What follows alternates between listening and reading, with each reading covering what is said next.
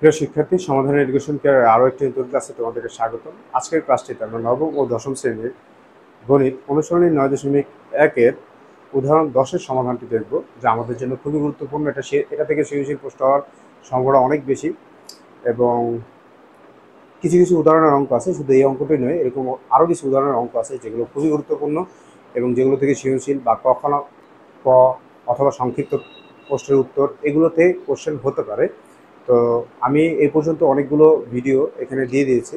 যারা যারা পূর্বের ভিডিওগুলো দেখোনি তারা উপরে দেয়া আই বাটনের লিঙ্ক থেকে পূর্বের ভিডিওগুলো একটু দেখে আসো। আর চলো আজকের প্রশ্নের সমাধানটি করা যায়।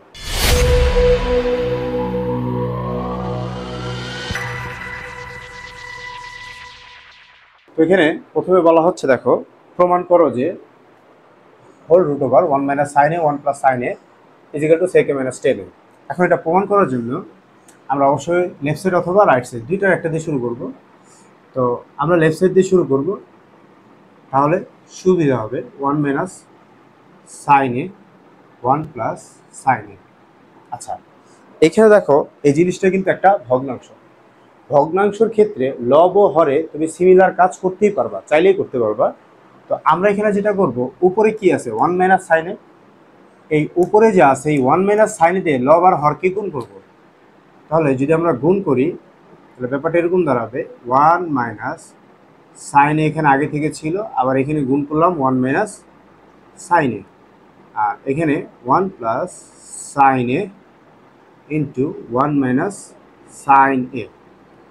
আচ্ছা, তোমরা আমাকে প্রশ্ন করতে পারো যে আমি এই কাজটা কেন করলাম। দেখো, রুটের ক্ষেত্রে আমাদের আগে রুট মানটাকে উঠাই নিতে হবে, এটা আমাদের প্রথম টার্গেট থাকবে। আর রুট মান উঠানো যায় দুইটা প্রসেসে, হয়তো রুট মানের উপরে তুমি স্কোয়ার নিয়ে আসো, নয়তো রুট মানের নিচে যে সংখ্যা আছে বা যে মান আছে সেই মানের উপরে হোল স্কোয়ার নিয়ে আসো।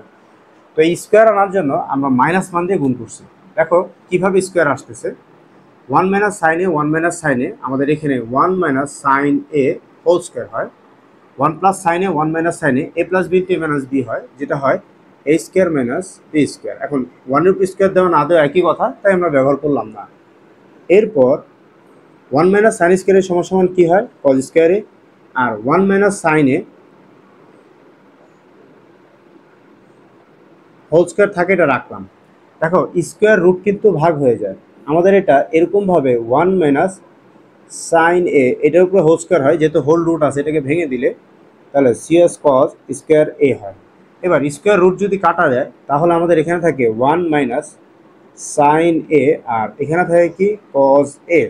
আচ্ছা, বাকি কাজ আমি এখানে দেখাচ্ছি একটু। তো এখানে দেখো এই জিনিসটা কিভাবে ভাঙতে হয়, দেখো বেশি কিছুই না, তোমরা চিহ্নটাকে মাঝখানে দিয়ে দিবা আর দুইটা ভগ্নাংশ এরকম দাগ দিবা, কজ এটা দুইটা ভগ্নাংশের নিচে লিখে দিবা, আর উপরে যে যা ছিল তা একটা এই পাশে লিখবা আর একটা এই পাশে লিখবা, এরকম দুইটা রাশি ক্ষেত্রে এভাবে ভেঙে দিবা। দেখো এই রাশি থেকে আমরা এখানে ফেরত আসতে পারি, এটা কিভাবে, রিভার্স।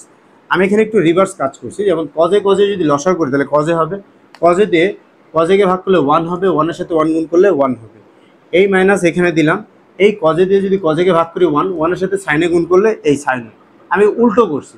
আচ্ছা, এরপর এই কাজটা কেন করলাম, দেখো আমাদের এখানে সেকে মাইনাস 10 বের করতে বলছে, 1 বাই কজের সমান হয় আমাদের সেকে, আর সাইনে বাই কজের সমান কী হয় আমাদের 10-এ।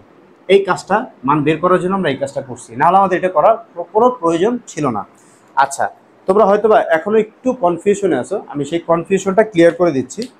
যেমন দেখো, নর্মালি আমাদের যদি এরকম থাকতো 1 CS cos A minus SIN sine A divide by CS cos A, যদি এরকম থাকতো তখন আমরা কী করতাম, দুইটার জন্য একটা লসাগু করতাম, তাহলে এখানে বসাতাম কজে, কজে দিয়ে কজেকে ভাগ করলে কী হয় 1, 1-এর সাথে 1 গুণ করে দিয়ে এখানে 1 বসাতাম, এই মাইনাস এখানে থাকতো, কজে কজে ভাগ করলে হয় 1, 1-এর সাথে সাইনে গুণ করলে কী হয় সাইনে, এখানে আমরা সাইনে বসাই দিতাম। এখন আমি যেটা করছি, দেখো আমাদের এই রাশিটা থেকে আমি এখানে নিয়ে আসছি, ঠিক আছে, আমাদের নর্মালি যেটা হয় এই রাশি থেকে আমরা নিয়ে আসি এখানে, কিন্তু এখানে আমি যেটা করছি এখান থেকে এখানে গেছি। এখন এই জিনিসটা কীভাবে গেছি আমি, সেই প্রসেসটা আমি এখানে দেখাই দিচ্ছি, সেই প্রসেসটা আমি এখানে দেখা দিচ্ছি। এখানে কীভাবে গেলাম, আমি কি করলাম, এই জিনিসটার জন্য আমি কি করছি, মাঝখানে মাইনাস দিয়ে দুইটা ভগ্নাংশ ভাগ করে দিলাম, যেটা নিচে ছিল এটা দুই জায়গায় লিখে দিলাম, আর কি করলাম, উপরে যা ছিল সেটা দুই জায়গায় লিখে দিলাম। আশা করি তোমরা বুঝতে পারছো, অর্থাৎ রিভার্স করছি আমি। এই ছিল আমাদের উদাহরণ 10-এর সমাধান। যাদের আজকের ক্লাসটি ভালো লেগেছে তারা লাইক করো এবং বন্ধুদের সাথে শেয়ার করো, আর পরবর্তী এরকম ভিডিও পাওয়ার জন্য সাবস্ক্রাইব করে আমাদের সাথেই থাকো। দেখা হচ্ছে পরবর্তী ক্লাসে, সে পর্যন্ত তোমরা ভালো থাকো। খোদা হাফেজ।